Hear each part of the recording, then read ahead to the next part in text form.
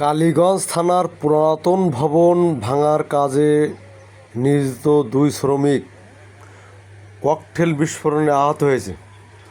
ঘটনাটি ঘটেছে থানার পরিত্যক্ত ভবনের কাজ করার সময়।